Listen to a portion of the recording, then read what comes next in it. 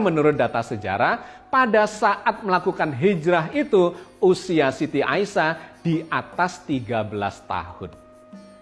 Dan kemudian pernikahan atau serah terima yang terjadi di Madinah itu kurang lebih setahun setelah waktu hijrah itu. Sehingga setidak-tidaknya usia Siti Aisyah pada saat serah terima dari keluarganya kepada Rasulullah sesungguhnya sudah di atas 14 tahun. Sekitar 15 tahun atau lebih dari itu. Jadi sahabat sekalian, ketika pernikahan itu terjadi, itu tidak di dalam fase umur anak-anak, melainkan umur remaja. Di mana kalau digambarkan sekitar 15 tahun waktu berada di Madinah, dikurangi kira-kira 3 tahun, maka pinangan yang dilakukan di Mekah itu adalah pada saat Siti Aisyah berusia sekitar 12 tahun. Kemudian hijrah 3 tahun kemudian berkumpul dengan Rasulullah pada usia 15 tahun. Maka kalau kita tarik ke belakang terkait dengan tawaran Khawlah binti Hakim itu ya, pada saat Rasulullah ditinggal wafat oleh istri beliau yang pertama, ditawari apakah tidak mau menikah lagi dengan gadis atau janda. Maka kita menangkap di situ nuansanya, yang ditawarkan oleh Khawlah bukanlah anak-anak, melainkan gadis yang siap menikah dalam ukuran usia di waktu itu. Di mana ukuran usia di tahun-tahun itu adalah dikaitkan dengan pubertas. Seorang gadis yang sudah menstruasi, sudah mengalami haid, maka itu diperbolehkan untuk melakukan pernikahan. Yang demikian ini tercatat dalam sejarah bukan hanya di Jazirah Arabia, melainkan juga di Eropa, di Amerika, dan di berbagai belahan dunia. Nah, berikut ini saya sampaikan kepada sahabat sekalian sejumlah data catatan sejarah di mana banyak tokoh-tokoh dunia dan kemudian masyarakat luas baik di Eropa maupun di Amerika atau di belahan dunia lainnya yang membolehkan pernikahan itu di usia-usia sangat muda itu, asalkan mereka sudah mengalami pubertas atau haidnya. Di masa lalu sudah lazim menikah di usia muda. Sebagai contoh, Saint Augustine menikahi gadis usia 10 tahun di abad keempat. Raja Richard II dari Inggris menikahi gadis usia 7 tahun di abad ke-14. Raja Henry VIII dari Inggris menikahi gadis 6 tahun di abad ke-15. Ensiklopedia Katolik menjelaskan bahwa Maria, ibunda Yesus, dinikahi oleh Yosef yang berusia 99 tahun saat usia Maria 12 tahun. Gereja Inggris sebelum tahun 1929 memiliki peraturan batas pernikahan usianya adalah 12 tahun. Demikian pula Imam Katolik sebelum 1983 membolehkan batas usia pernikahan 12 tahun. Di Amerika Serikat sebelum 1880 batas usia nikah 7 tahun di Delaware, 10 tahun di California. Bahkan saat ini adalah 12 tahun di Massachusetts, 13 tahun di New Hampshire, 14 tahun di New York, dan tahun 2017 di New York itu dinaikkan batasnya menjadi 17 tahun. Jadi sahabat sekalian, di masa lalu pernikahan itu memang sudah lazim terjadi pada usia-usia yang sekarang dianggap usia dini di dalam pernikahan. Waktu itu ukurannya secara biologis adalah ketika seorang gadis sudah mendapatkan menstruasinya, sudah mendapatkan haidnya, maka itu disebut sudah siap untuk melakukan pernikahan. Tetapi kalau kita merujuk kepada Al-Quran, ternyata batas usia pernikahan itu bukan sekedar pada biologisnya itu, melainkan ditambahkan lagi oleh Al-Quran berupa kedewasaan secara psikologis, di mana dia sudah siap untuk menghadapi kehidupan rumah tangga.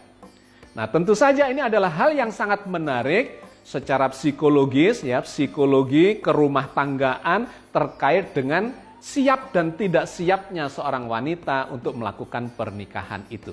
Allah berfirman di dalam surat An-Nisa ayat 127. Wa yastaftunaka fin nisa Qulillahu yuftikum fihinna wa ma yutla alaikum fil kitabi fi yataman nisa'il lati la tu'tunahunna ma kutiba lahunna wa targhabuna an tankihuhunna wal mustada'afina minal wildani wa an taqumu lil yatama bil qisti wa ma taf'alu min khairin fa innallaha kana bihi alima. Dan mereka minta fatwa kepadamu tentang para wanita. Katakanlah, Allah memberi fatwa kepada kalian tentang mereka. Dan apa yang dibacakan kepada kalian dalam Al-Quran tentang para wanita yatim. Yang kamu tidak memberikan kepada mereka apa yang ditetapkan untuk mereka.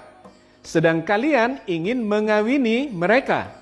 Dan tentang anak-anak yang masih dipandang lemah. Dan Allah menyuruh kalian supaya kalian mengurus anak-anak yatim secara adil. Dan kebajikan apa saja yang kalian kerjakan, maka sesungguhnya Allah adalah Maha mengetahuinya.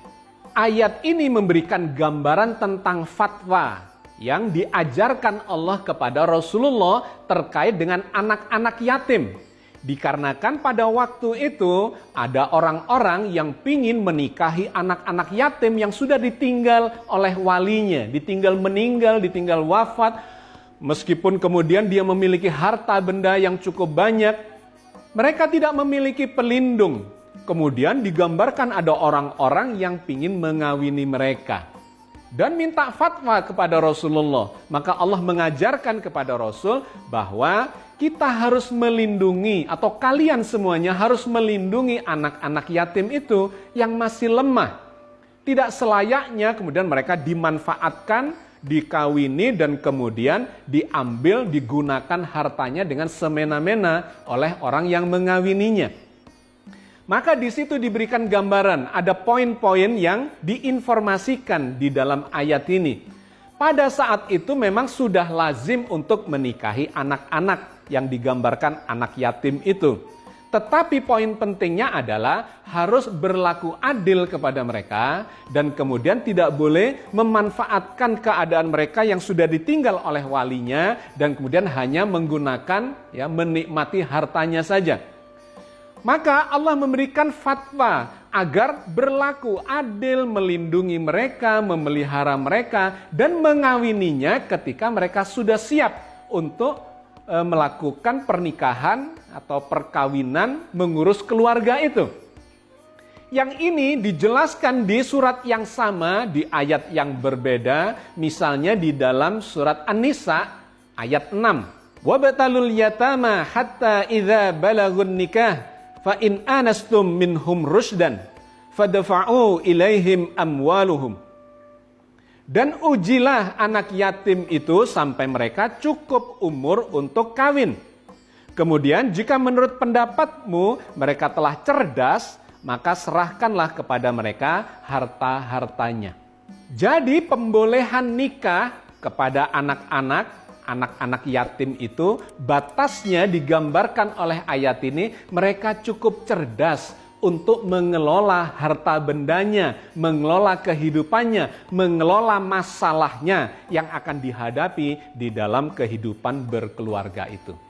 Ini menjadi sangat menarik dan kemudian lentur sesungguhnya yang dimaksudkan oleh Al-Quran boleh menikahi wanita-wanita atau gadis-gadis yang masih muda itu asalkan dia memang sudah siap untuk itu. Bukan sekedar ketika dia sudah pubertas, sudah menstruasi secara biologis, tetapi secara kedewasaan mereka masih belum cukup cerdas untuk mengelola kehidupan dan masalah-masalah kerumah tanggaannya.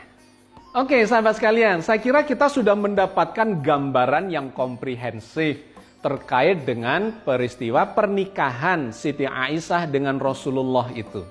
Bahwa satu, hadis atau lebih tepatnya athar yang digunakan untuk mengambil kesimpulan itu sesungguhnya dipertanyakan satu dari segi sanadnya. Dikarenakan diriwayatkan oleh Hisham bin Urwah bin Zubair ketika usianya sudah memasuki usia senja, ketika beliau sudah tinggal di Irak dan kemudian diriwayatkan oleh sanad penduduk Irak itu. Dipertanyakan terkait dengan itu. Satu, Yang kedua yang dipertanyakan adalah matannya, isinya ketika di cross check dengan data-data